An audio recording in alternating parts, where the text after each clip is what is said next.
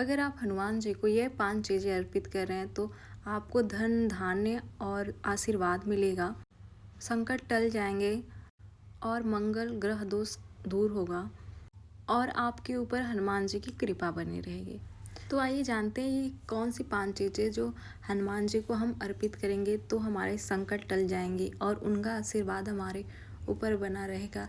धन और धान्य की कभी कमी नहीं होगी और हमारे जो मंगल ग्रह हैं वो भी खत्म हो जाएंगे, दूर हो जाएंगे और हमेशा हमारे ऊपर हनुमान जी की कृपा बनी रहेगी। तो जो भी हनुमान जी के भक्त हैं तो वो ध्यान से सुने। पहला, हनुमान जी को अगर आप नारियल अर्पित कर रहे हो तो आपके जो संकट है वो टल जाते हैं, क्योंकि जब कोई व्यक्ति सच्चे मन से जब कोई भक्त सच्चे मन से हनुमान जी को नारियल अर्पित करता है तो हनुमान जी उसकी सारी बाधाएं हर लेते हैं और उस भक्त को सुरक्षित रखते हैं। मंगल और शनिवार को चढ़ाना सबसे शुभ दिन माना जाता है। आखिर हनुमान जी को नारियल कैसे अर्पित करें? सुबह स्नान कर लें 8 बजे से पहले। स्नान करके हनुमान मंदिर या अपने घर में ही हनुमान जी के सामने बैठ जाइए। अपनी पूजा घर में पहले आप अपना आसन लगा लीजिए। अगर घर पे कर रहे हैं तो आसन लगा के बैठ जाइए। एक चमेली के तेल का दीपक जला लीजिए। जलाने के बाद हनुमान चालीसा का पाठ करिए, हनुमान जी से प्रार्थना करिए, उसके बाद नारियल अर्पित करिए और आपकी जो परेशानी है वो हनुमान जी से कहिए, फिर नारियल अर्पित कर दीजिएगा।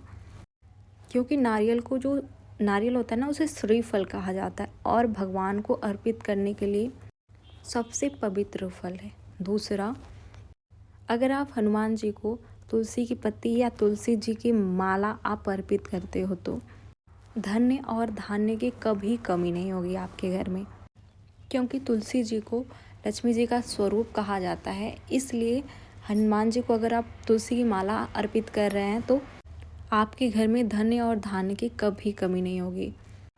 तीसरा, अगर आप हनुमान जी को मसूर की दाल अर्पित कर रहे हो तो आपके जो मंगल ग्रह हैं वो दूर होंगे।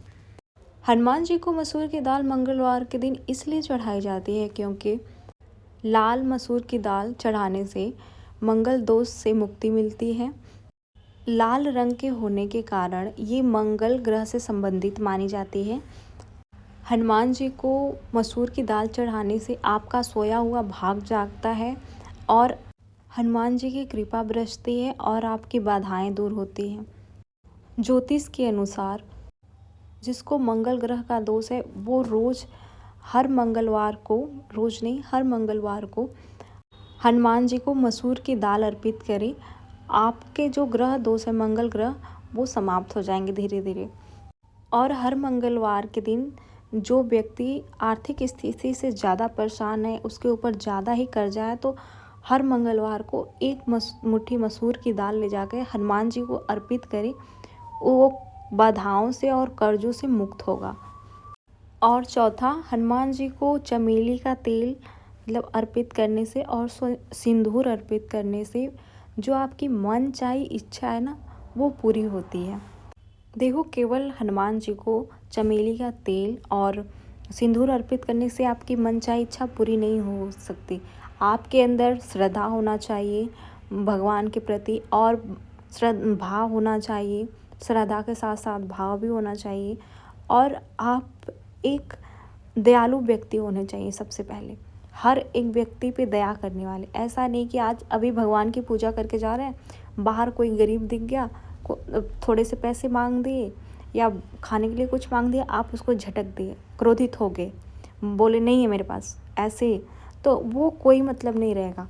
आप कितना भी भगवान को कुंटल तेल चढ़ा लो, कुंटल सिंदूर चढ़ा लो, कोई मतलब नहीं निकलेगा। अगर आपके अंदर दया भाव नहीं है तो आपकी कोई इच्छा पूरी नहीं होगी। आपको अगर भगवान को कोई चीज़ अर्पित कर रहे हो ना, उसके साथ साथ आप जो बाहर गरीब रहते हैं मंदिर के बाहर या सड़कों पे, उन पे थोड़ा दया दिखाइए, उनको भी भोजन करा दीजिए, कुछ पैसे उनको दान कर दीजिए। तो आपकी जो इच्छा मनचाही इच्छा है ना वो जल्दी भगवान सुन लेंगे, पूर्ण कर देंगे। और हर मंगलवार सिंदूर और चमेली का तेल अर्पित करिए। भगवान आपकी इच्छा ज़रूर पूरी करेंगे, साथ में गरीबों की सेवा भी करिए। और मंगलवार शनिवार को हनुमान जी को लड्डू अर्पित करिए। अगर आप हनुमान जी को लड्डू अर्पित कर रहे हैं तो आपके ऊपर हनुमान जी का आशीर्वाद बना रहेगा, क्योंकि मीठे में हनुमान जी को लड्डू अत्यंत प्रिय है, बहुत ही ज़्यादा प्रिय है। तो आप जब भी अगर मंगलवार को और शनिवार को आप चाहते कि हमारे ऊपर हनुमान जी की कृपा बनी रहे, आशीर्वाद बना रहे उनका हमारे ऊपर, तो हर मंगलवार और शनिवार आप अपने आसपास के जो मंदिर है, हनुमान मंदिर, वहाँ पे जाके लड्डू चढ़ाइए। ज़रूरी नहीं है कि 1 किलो ही चढ़ाओगे तो भगवान खुश होंगे। अगर 1 पाव भी चढ़ा रहे हो तो कोई नहीं, आप श्रद्धा भाव से चढ़ाओ। अगर नहीं कोई क्षमता है, कुछ भी क्षमता नहीं है, तो बस हाथ जोड़ के और वहाँ पे जो गरीब है ना, बस उनकी सेवा कर दो, उन्हें कुछ दान दे दो खाने पीने के लिए, तो भी भगवान आपसे खुश हो जाएंगे।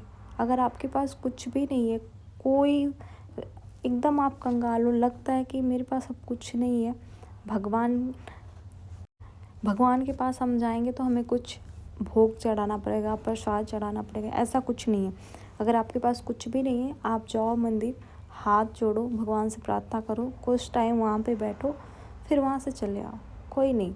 भगवान आपके अंदर का श्रद्धा भाव देखते हैं। भगवान आपके प्रसाद का और आपके मतलब अच्छे अच्छे पकवानों के भूखे नहीं होते हैं, वो आपके श्रद्धा भाव के भूखे होते हैं। अगर आप श्रद्धा भाव से भगवान के पास जाओगे तो आपकी जो मनोकामनाएं इच्छा ज़रूर पूर्ण करेंगे। हाँ, हर चीज़ में टाइम लगता है, तुरंत कोई काम नहीं होता है, तो हर एक कार्य में टाइम लगेगा ही लगेगा।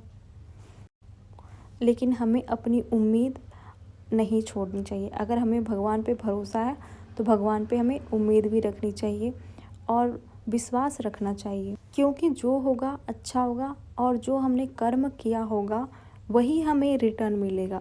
जो हमारे कर्म है उसी का फल मिलेगा हमें। क्या पता हम इस जन्म में नहीं तो अगले जन्म में कुछ ना कुछ गलत कर्म किए होंगे, लेकिन जो हमारे किस्मत में है वो होगा ही।